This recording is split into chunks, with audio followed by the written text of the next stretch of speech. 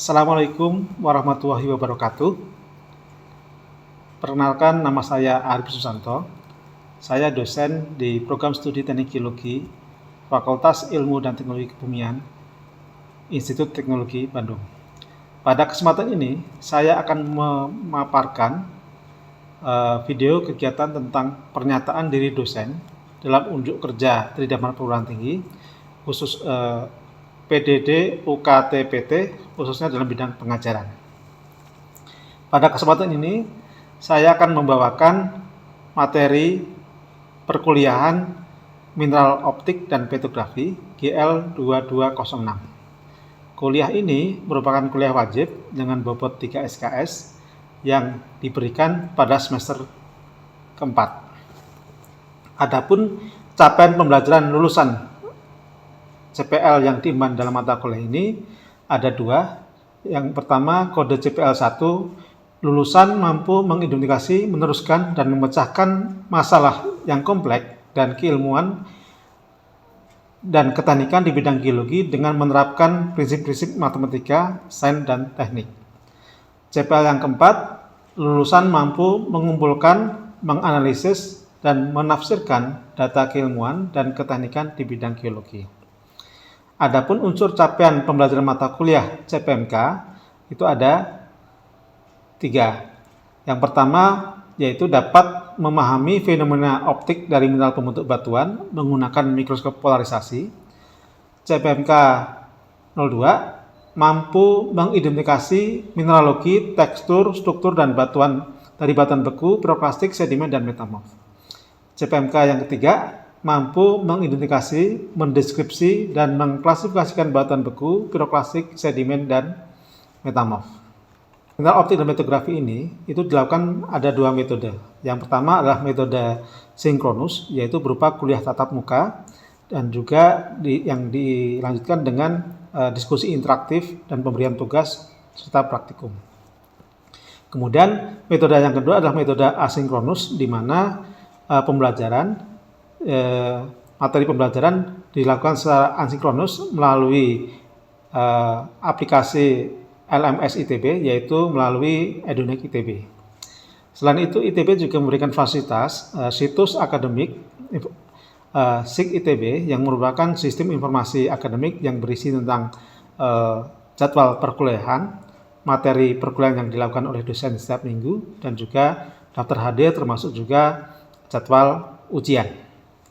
Kemudian mata kuliah mineral optik dan petrografi ini itu terdiri dari 16 kali pertemuan, di mana pertemuan yang ke-8 adalah ujian akhir tengah semester, dan pertemuan minggu ke-16 adalah ujian akhir semester.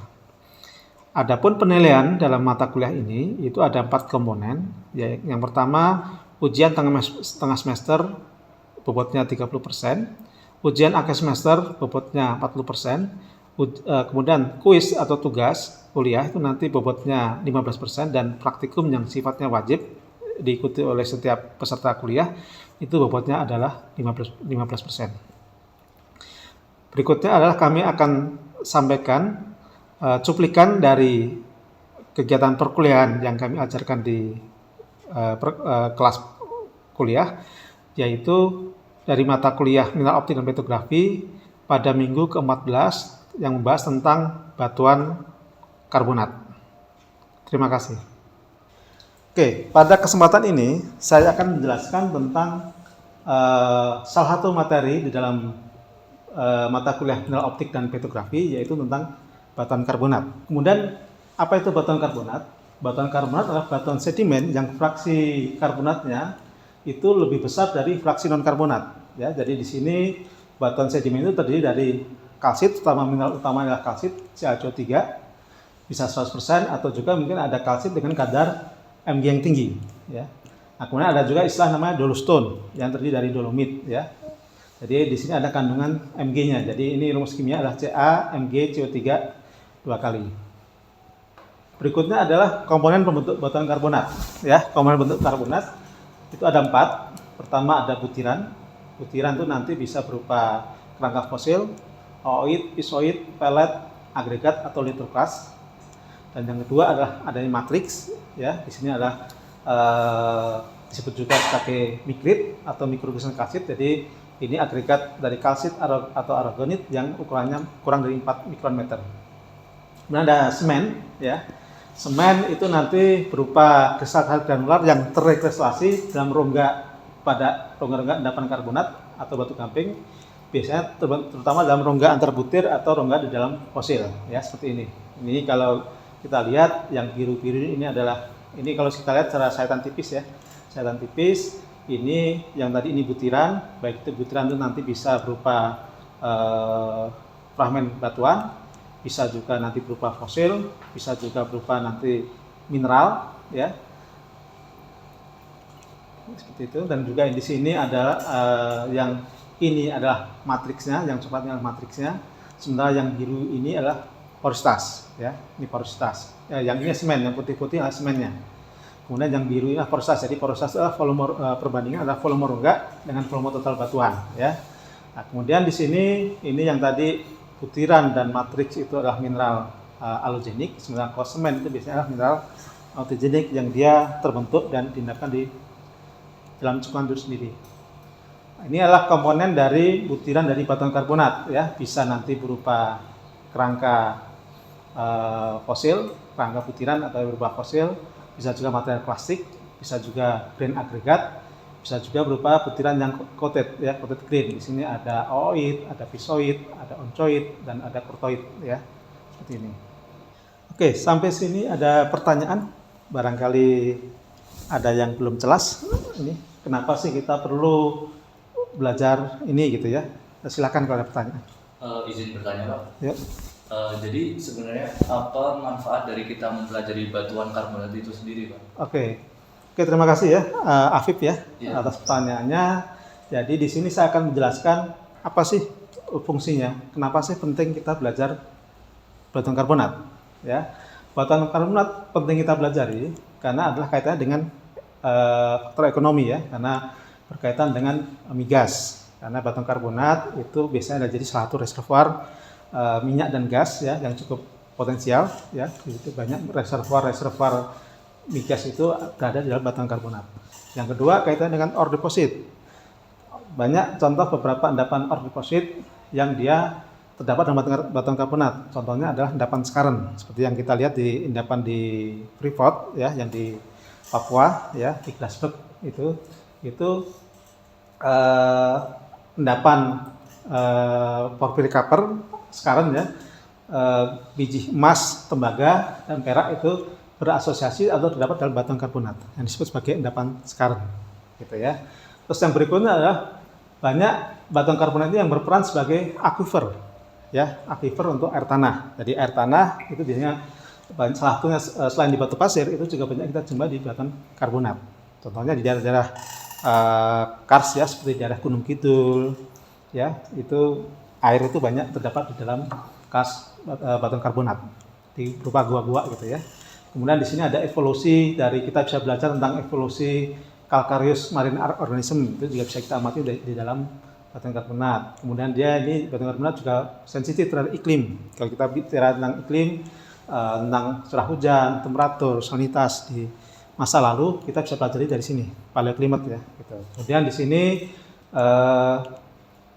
kurang lebih batuan karbonat itu juga merekod kondisi geologi, ya, itu kurang lebih ada 20% di permukaan. Kemudian di sini untuk belajar tentang sea level change, perubahan sejarah histori dari sea level change atau event tektonik, contohnya tsunami atau kegempaan, itu bisa kita pelajari dari koral-koral yang ada dalam batuan karbonat. Mudah-mudahan cukup jelas. Sudah. Oke, berikutnya kita akan lanjutkan lagi. Ini adalah butiran-butiran karbonat yang mikroskopis, ya, yang fosil organisme yang ada di laut, rumah laut dangkal, yang nanti akan jadi material penyusun untuk batuan karbonat. Contohnya ada koral, ini ada red alga, ini ada blue starfish, dan juga koral. Ini nanti kalau dia sudah mati akan terendapkan di dalam laut ini, nanti dia akan terbentuk jadi batuan karbonat. Nah, ini adalah material-material butiran dari batuan karbonat yang kita lihat secara thin section. Nanti kita lihat dengan bantuan dengan mikroskop. Jadi ada sayatan tipis, batuan nanti kita sayat tipis, kemudian nanti kita lihat dengan mikroskop. Ya, di sini ada contohnya red alga, nanti kualitasnya seperti ini. Ini ada koral, ya, koralin red alga seperti ini. Ini ada green alga, ya, dan sini ada juga contoh green alga. Ya, ini kita lihat secara mikroskopis. Jadi pengamatan kita adalah bisa mikroskopis, bisa juga mikroskopis. Nah, kemudian kalau di dalam kuliah mineral optik dan petrografi ini kita akan banyak mengamati secara mikroskopis dengan bantuan mikroskop ini. Berikutnya adalah ini kalau kita lihat foraminifera yang golongan bentik, ya, bentik atau ini disebut sebagai foram besar, ya. Ini foraminifera adalah ini contohnya adalah Discocyclina, ini yang miliolit ini, miliolit foraminifera bentuknya kayak mata seperti ini, ya. Kemudian ini yang planktonik, ada yang globigranit, ada juga yang globorotalit, ya, foraminifera. Inilah foraminifera penyusun dari butiran batuan karbonat. Dan nanti ini penting untuk menentukan lingkungan pengendapan dan bisa penting juga untuk menentukan umur batuan karbonat tersebut. Ini contoh koral, ya. Ini contoh yang strukturnya koral atau porites seperti ini. Jadi yang biru-biru ini adalah porositas, ya. Jadi nanti bisa berperan sebagai batuan reservoir atau batuan aquifer seperti ini. Ini adalah fosil yang lain, ada Bryozoa, ya, jenis-jenis Bryozoa. Ini yang dari Brachiopoda, ya, ini Brachiopoda. Kemudian ini yang jenis dari Gastropoda atau kelompok molluska, ya, seperti ini, bivalve, ya, seperti itu. Kemudian ini yang crinoidal, ya, crinoid, ya, seperti ini.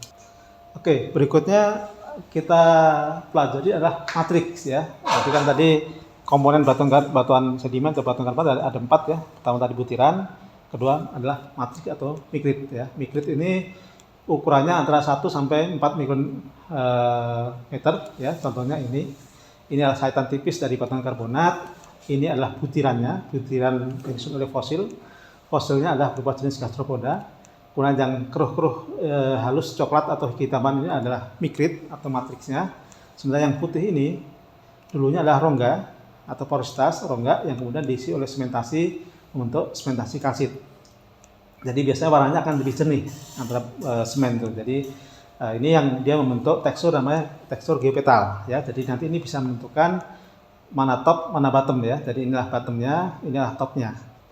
Kemudian berikutnya kita akan bahas yang komponen yang ketiga yaitu semen, ya. Semen ini adalah sparikalsit atau disebut sparit, ya, atau spar, ya. Jadi ini adalah kristal-kristal kalsit granular yang terrekristalisasi dalam rongga-rongga pada endapan karbonat, terutama rongga antarbutir dan dalam rongga fosil. Ya, jadi di sini jenis-jenis semen itu banyak sekali di sini dalam batuan karbonat, ya. Nanti bentuknya ada yang granular atau mosaik, ada yang namanya sintaksial, ada yang namanya fibrous, ya, ada yang blended dan seterusnya. Nah, nanti jenis-jenis dari semennya ini penting untuk membantu kita menentukan lingkungan diagenesa. Nah, ini berikutnya adalah kita akan belajar tentang klasifikasi batuan karbonat. Jadi batuan karbonat ada macam-macam. Jadi nanti kita kelompokkan atau kita klasifikasikan, terus nanti kita berikan namanya, ya, nama batuannya apa. Jadi ini klasifikasi yang umum dipakai adalah klasifikasi batuan karbonat menurut Dunham, ya. Ini adalah klasifikasi menurut Dunham, ya. Dari ada dua yang diamati, apakah tekstur pendapatnya dikenali ataukah sudah tidak dikenali. Kalau sudah tidak dikenali berarti dia isinya adalah berupa kristal kalsit semuanya. Tapi ini masih batuan sedimen, belum jadi batuan metamorf, ya. Jadi ini adalah kristal semuanya. Namanya disebut batu gamping kristalin karena semuanya disusun oleh kristal kalsit. Nah, sementara kalau tekstur pendapat masih dikenali, nanti dibagi dua lagi. Apakah original komponennya dia terikat satu sama lain selama pengendapan, ini disebut sebagai bondstone. Kalau apakah yang original komponennya dia tidak terikat selama pengendapan. Nanti di sini dikelompokkan jadi 4 macam, ya, 4 jenis, ya. Apakah nanti dia mengandung lumpur atau mat, atau dia tidak mengandung mat, ya. Nah, apakah nanti teksturnya ada mat supported ataukah dia grain supported. Kalau dia tidak mengandung mat, ini namanya adalah greenstone, ya. Jadi yang putih-putih ini adalah semen. Nah, sebenarnya kalau dia mengandung mat, itu teksturnya adalah mat supported, ya. Mat supported artinya ini adalah matriksnya, matnya yang halus yang kuning-kuning ini, titik ini adalah matnya. Matnya lebih dominan, ya. Kalau matnya butirannya kurang dari 10% namanya mat stone, kalau butirannya lebih dari 10% namanya wake stone. Nah, sebenarnya kalau pack stone itu teksturnya adalah grain supported. artinya butirannya lebih dominan dibanding matnya. Nah, nanti penamaan ini itu nanti sebaiknya ditambahkan dengan nama fosil yang dominan. Contohnya apakah coral pegstone, ataukah mungkin coral greenstone, ataukah meliolith waxstone dan seterusnya. Karena nanti penting untuk menentukan penamaan batuan mikrofasias ya, dan nanti membantu untuk menentukan lingkungan pengendapan. Ini kalau kita lihat dari sayitan tipis ya. Ini yang tadi ini hitam putih ya. Ini kalau yang ini yang berwarna contohnya adalah mudstone, ini adalah waxstone ya. Cuma ini warnanya adalah olive. Ini yang pegstone, ini yang greenstone ya. Jadi ini udah greenstone. Kemudian di sini ada bonestone ya. Ini adalah yang batu gamping kristalin, contohnya kristalin dolomit. Ya, jadi semuanya kristal karena fosil-fosilnya ini sudah mengalami rekristalasi, mengalami degenisa, berubah dari yang tadinya kalsit berubah menjadi dolomit. Oke, ini adalah yang tadi untuk kaitannya dengan lingkungan pengendapan. Ini contoh model lingkungan pengendapan yang di suatu reef ya, suatu terumbu, ada namanya nanti ada ya, reef crest, reef flat, ini back reef, ini reef front. Jadi yang core reef yang ke arah laut terbuka sini. Ini yang ke arah yang energinya relatif lebih rendah untuk lagun atau back reef ya. Nah, ini nanti yang kaitannya dengan tadi yang bonestone ini dibagi lebih detail menjadi oleh MDI Mclovan dibagi jadi lowestone, painstone, dan framestone. Nah, sebenarnya yang ini tadi ditambahkan ada flowstone dan flatstone. Nah, posisi dari jenis-jenis ini, apakah dia nanti framestone dia di sini, di sini, nanti ditambahkan juga nama fosilnya supaya nanti kita bisa menentukan apakah dia flowstone-nya dia terbentuk di daerah back reef ataukah dia fosilnya terbentuk di daerah reef front. Itu nanti dari dibedakan dari ciri fosilnya. Berikutnya adalah kita akan bahas tentang porositas ya. Jadi porositas itu adalah perbandingan antara volume rongga dengan volume total batuan ya. Kenapa ini penting? Karena porositas ini nanti penting karena nanti kaitannya tadi batuan karbon itu sebagai reservoir untuk migas. Jadi minyak atau gas itu nanti akan tersimpan dalam pori-pori batuan, atau mungkin tadi air ya, air tanah itu ya, nanti dia akan tersimpan di dalam aquifer yang berupa rongga-rongga porositas ini di dalam batuan karbonat. Ini kalau kita lihat secara lebih detail dengan sayitan tipis, ini contoh adalah yang intrapartikel, artinya di dalam fosil ini, fosil itu memang dari aslinya, aslinya adalah dia memang punya kamar-kamar yang kosong, rongga-rongga yang kosong itu beberapa kamar-kamar yang kosong. Ini adalah proses primer ya, namanya intrapartikel. Ya. Artinya dia memang fosilnya itu sudah punya rongga atau kamar-kamar ya, ini adalah proses primer. Ini juga sama intrapartikel, tapi sebagian dia sudah ada yang mengalami sementasi kalsit, sebagian juga ada sedikit larutan ya, intrapartikel yang ada di solusi seperti ini. Ini adalah shelter dulunya ada mungkin ada fosil yang dia punya seperti ini. Ini dulunya adalah kosong, pori, tapi kemudian ini porositasnya ini sudah diisi oleh sementasi kalsit ya. Jadi udah porositasnya sudah hilang ya, diisi oleh sementasi kalsit, namanya shelter bentuk seperti ini. Ini adalah fenestral. Ya, fenestral bentuknya seperti ini. Ini karena mungkin hasil dari adanya green bridging, ada bioturbasi, gas bubble formation dan seterusnya, dari dekomposisi dari material organik dan lain-lain. Ini yang masih ada rongganya, ini yang fenestralnya yang dia sudah diisi oleh sementasi kalsit. Jadi kalau sudah seperti ini ya dia akan tight, gitu ya. Porositasnya dia berkurang atau hilang. Ini fenestralnya sudah diisi oleh sementasi kalsit. Nah, berikutnya adalah intercrystalline porosity. Jadi batu gamping, batuan karbonat itu banyak disusun oleh material kalsit ya. Nah, kalsit ini bisa melalui proses degenisa menjadi dolomit yang disebut sebagai dolomitisasi. Jadi kalsit itu jari-jari ionnya dia lebih besar. Nanti kalau dia berubah menjadi dolomit, jari-jarinya yang lebih kecil sehingga dia akan menghasilkan shrinkage ya, seperti mengkerut, sehingga dia akan menyisakan ini rongga-rongga ini. Nah, rongga-rongga di antara butiran dolomit ini disebut sebagai porositas interkristallin. Nah, biasanya kalau batuan karbonat melalui porositas kristalin atau melalui dolomisasi, diharapkan di situ banyak terdapat porositas, yang sehingga di sini misalnya cenderung akan enhance porosity ya, nah, sehingga diharapkan ini porositas akan lebih bagus. Gitu. Nah, ini yang fracture porosity karena adanya baik itu proses degenisa atau karena proses tektonik, sehingga dia akan batuan pecah. Akan merekah gitu ya untuk fracture. Nah, ini kalau dia fracture-nya dia sebagian sudah mengalami proses parutan, dia akan bentuk jadi channel. Ini adalah yang tadi moldik ya. Ini ada fosil yang tadi memang udah punya cangang-cangang fosil. Cangang fosilnya dia larut, untuk cetakannya atau kerangka fosilnya ini disebut sebagai moldik ya. Moldik. Jadi tadi ini adalah cangang fosilnya dia ini larut sehingga bentuk cangangnya gitu ya, disebut moldik.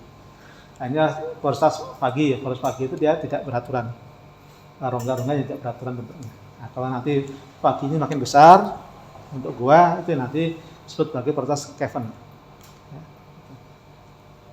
Oke, jadi ini adalah karbonat chordata ya. Karbonat chordata itu nanti bisa bermacam-macam. Jadi kegunaan, kenapa sih geologis itu perlu belajar tentang batuan?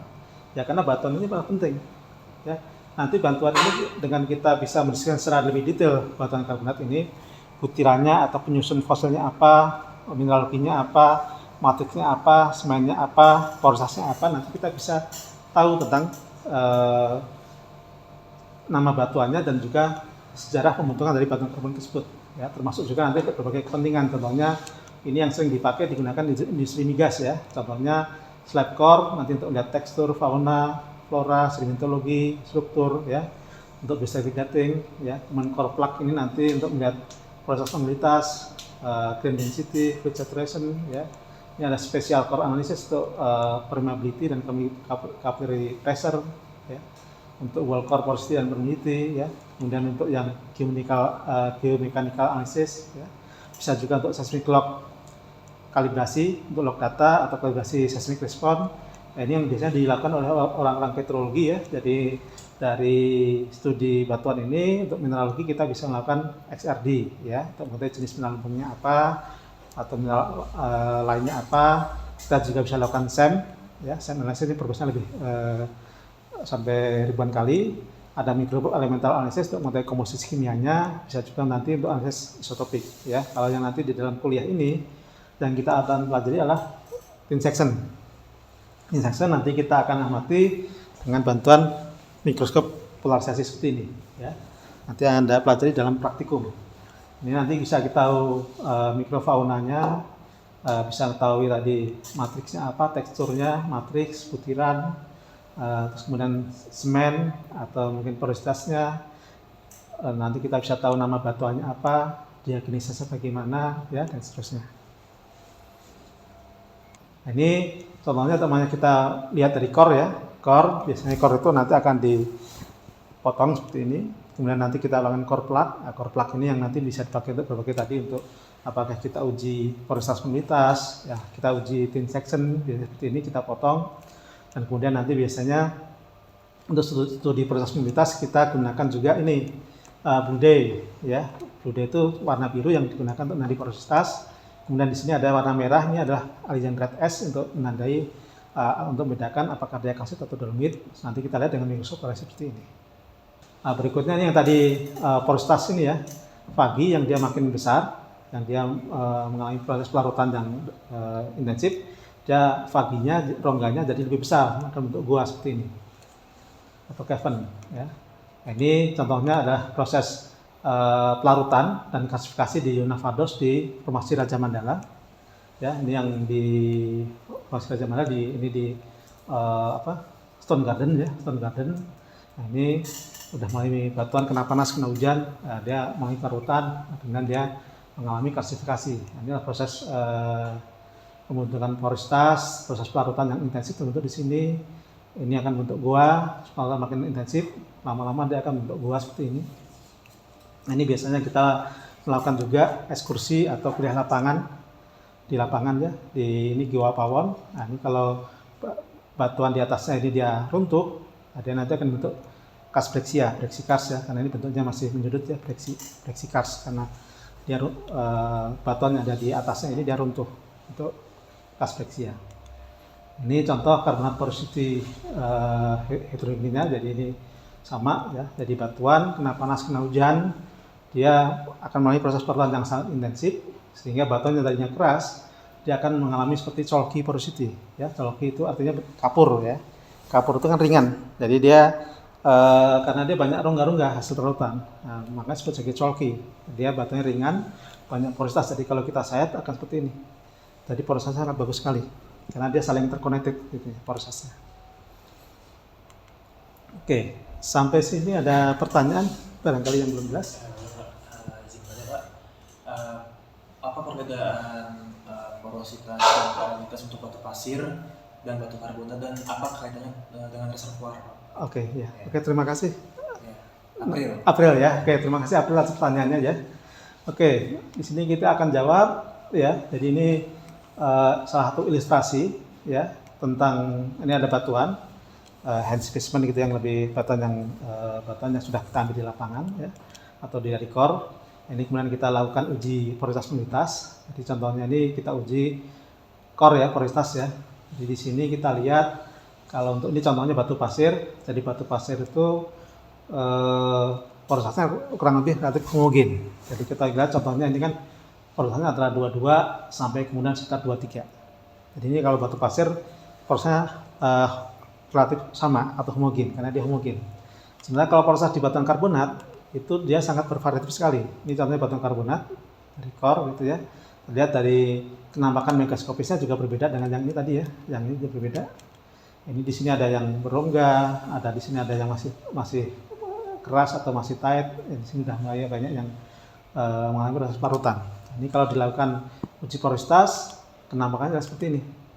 Jadi kalau kita uji porositas, contohnya ya, porositasnya itu bisa dari mulai 10%, ada 11%, ada 18, 22, sampai kemudian ada juga yang 50 sampai 60. Jadi terlihat variasinya sangat variatif sekali. Berbeda dengan tadi yang di batu pasir.